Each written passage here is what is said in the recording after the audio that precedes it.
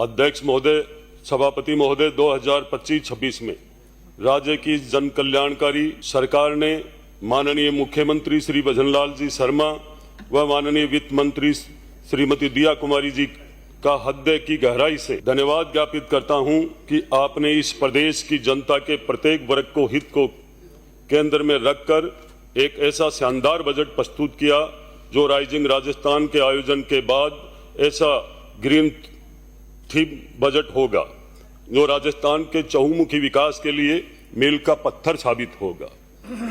सभापति महोदय, आपका ध्यान पिछली गहलोत सरकार के द्वारा किए गए राजनीतिक भ्रष्टाचार की ओर ले जाना चाहूंगा। जिस सरकार को विधानसभा और मंत्रालय से चलना था, वो सरकार होटलों से चल रही थी।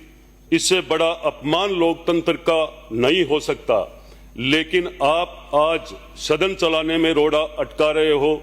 ये जनता देख रही है, राजस्थान की 8 करोड़ की जनता। देश में बीजेपी सरकार का उद्देश्य है राष्ट्र के प्रति समर्पण, परंतु कांग्रेस सरकार का आजादी से ही उद्देश्य रहा है संसाधनों का अतिक्रमण करना और अपहरण करना।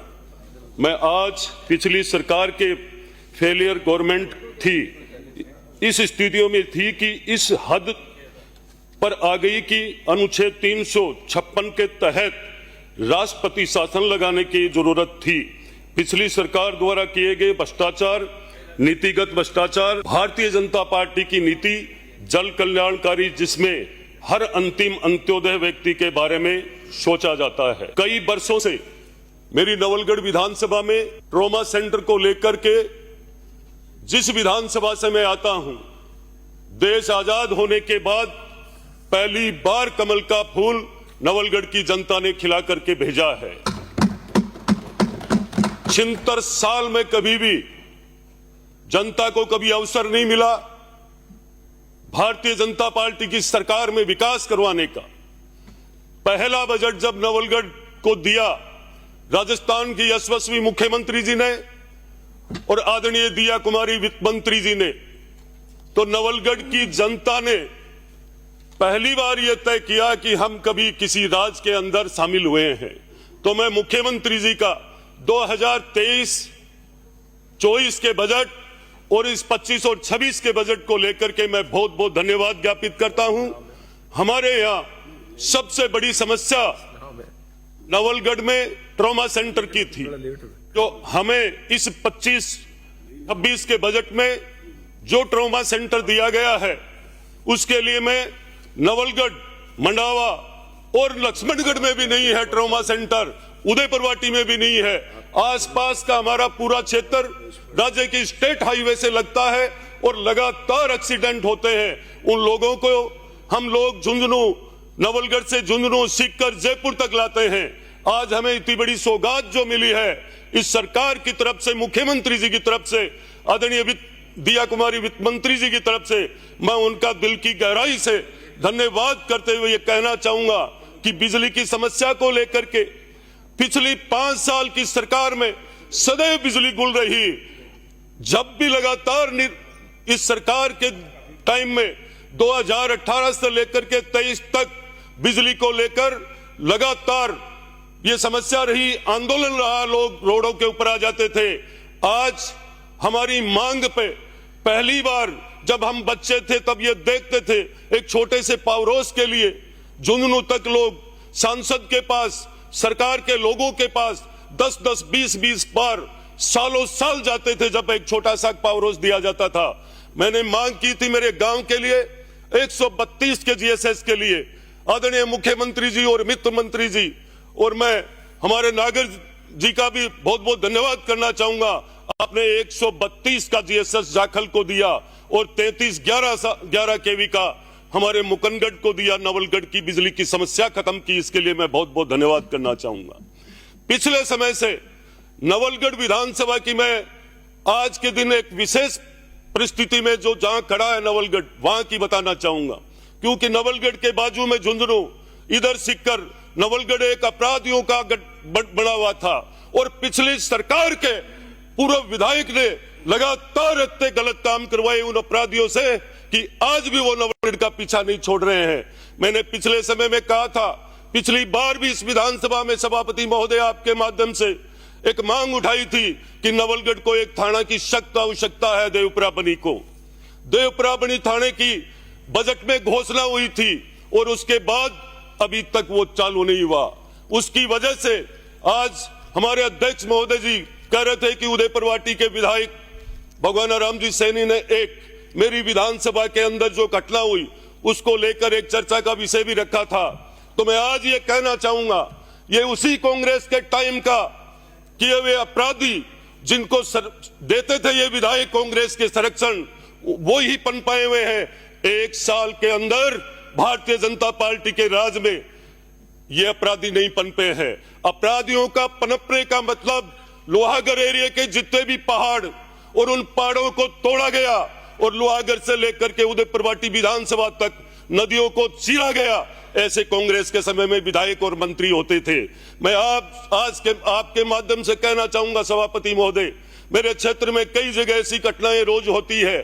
पिकअप और कैंपरों में भर करके आते हैं वो लोग और लगातार हमला करते हैं, जिनके सामने पिछले बार मैं आपसे निवेदन करना चाहूंगा कि हमारी राजस्व की टीम, पुलिस की टीम और इन सब ने वन विभाग की टीम ने मिलकर के वन विभाग के अधिकारी के ऊपर अमित सैनी पर हमला किया गया था।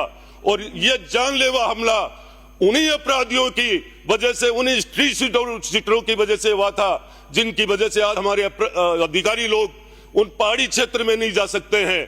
मैं आपसे ये निवेदन करना चाहूंगा, आप देवप्राबनी के थाने को, पिछली घोषणा की थाने को लगातार उस पर ध्यान रखते हुए और उस घोषणा को पूरी करवाए जाए, ताकि वहां के लोगों में, अपराधियों में भय हो, आम जन का विश्वास कायम हो। इसी के साथ में ये भी कहना चाहूंगा, मेरे क्षेत्र की सबसे बड़ी मांग है, आज के दिन पानी की समस्या को लेकर के पूरी विधानसभा में 100 ट्यूबवेल सूख चुकी है।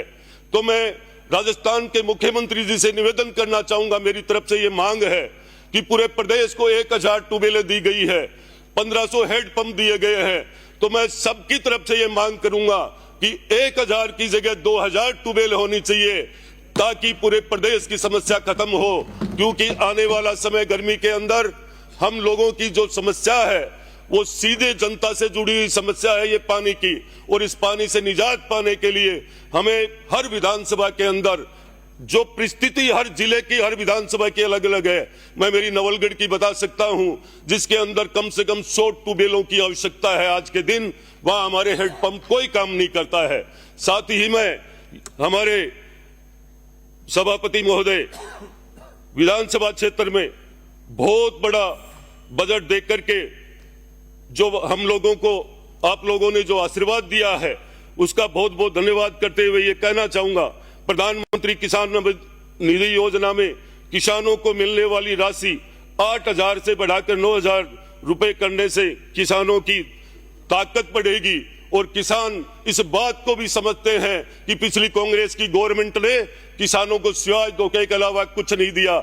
अभी तो हमने जब वादा किया था और वादे के बाद दूसरा बजट है, जब तक हमारी सरकार के 5 साल होंगे तब तक किसानों को कितना लाभ मिल जाएगा। मैं मुख्यमंत्री जी का बहुत बहुत धन्यवाद करता हूं।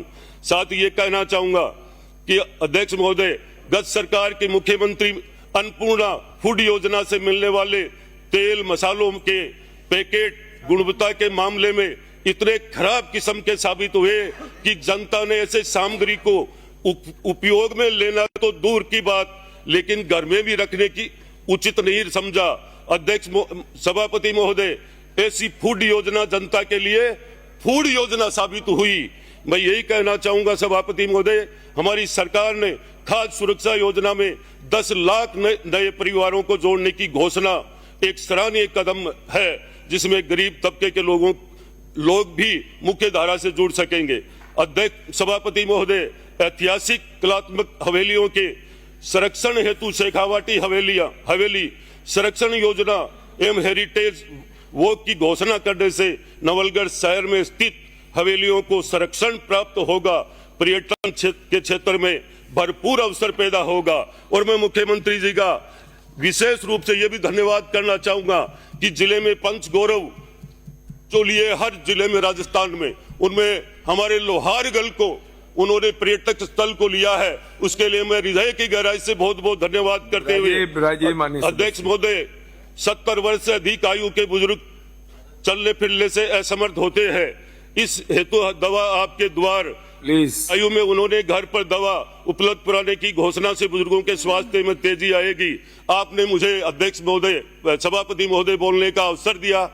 और वीडियो के लिए हमारे चैनल को सब्सक्राइब करें और बेल आइकन को दबाएं।